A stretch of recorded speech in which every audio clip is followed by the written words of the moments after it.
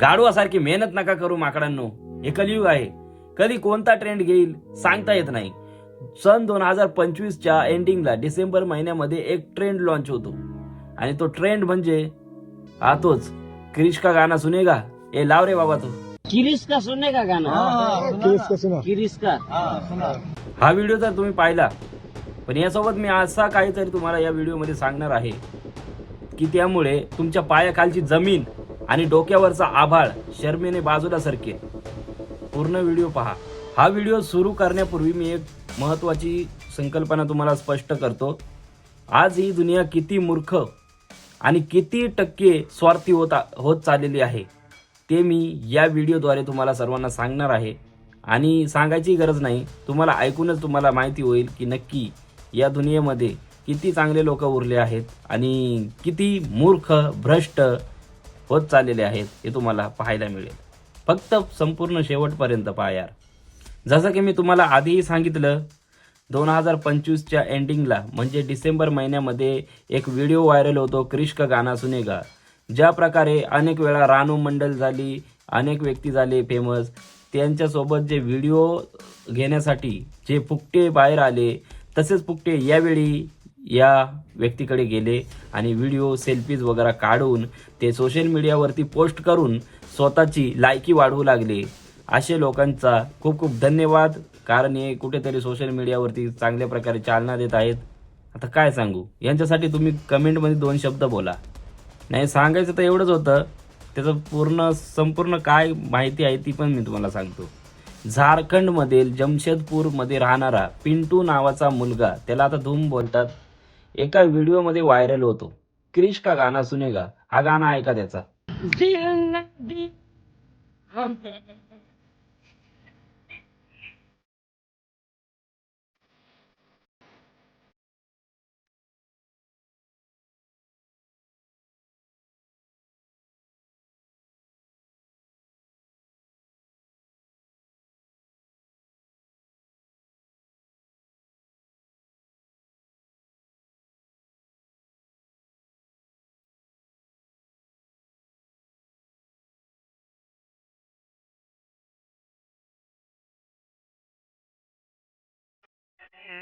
पाहिला.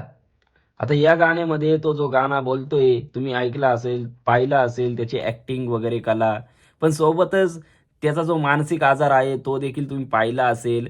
आणि त्याच्यानंतर मला काही व्हिडिओंच्या मध्ये आमच्या टीमने जेव्हा शोध घेतला, त्या शोधामध्ये मला असं काही आढळलं की त्याला काहीतरी मानसिक आजार आहे आणि त्यासोबत त्याला नशा करण्याची काहीतरी सवय आहे.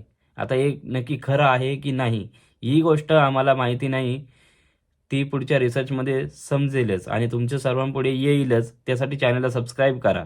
चला पुढे जाऊयात व्हिडिओमध्ये. अनेक वेळा आपल्या देशामध्ये अशी काही गोष्ट घडलेली आहे की ती गोष्ट पाहून आपल्याला अत्यंत लाज वाटते.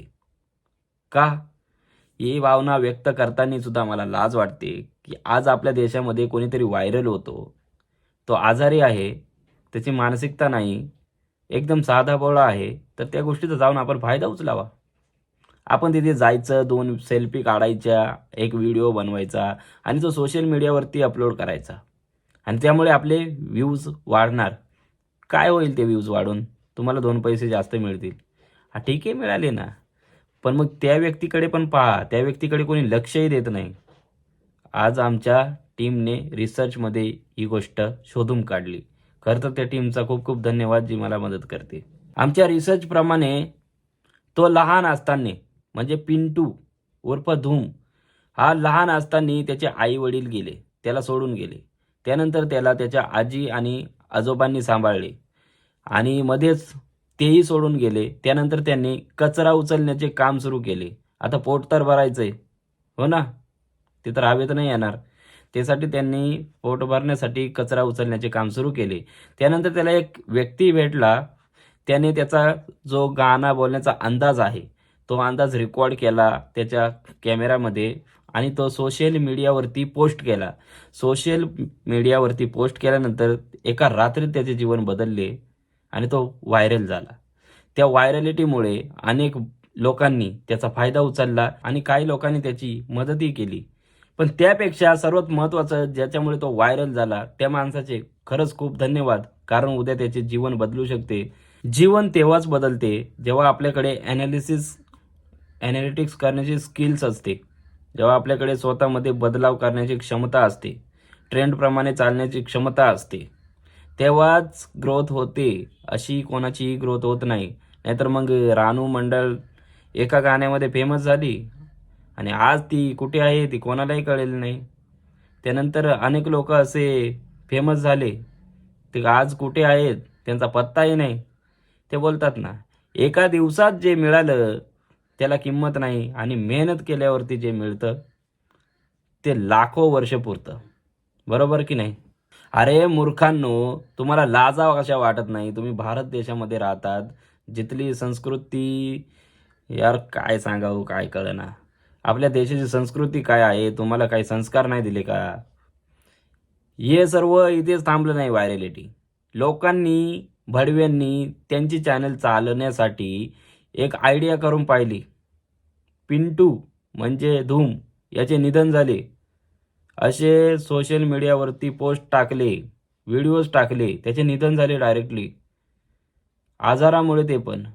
आणि दुसऱ्या दिवशी त्याचा व्हिडिओ समोर येतो आणि त्या व्हिडिओमध्ये तो स्वतःहून बोलतो की मला काहीही झालेलं नाही, मी ओके.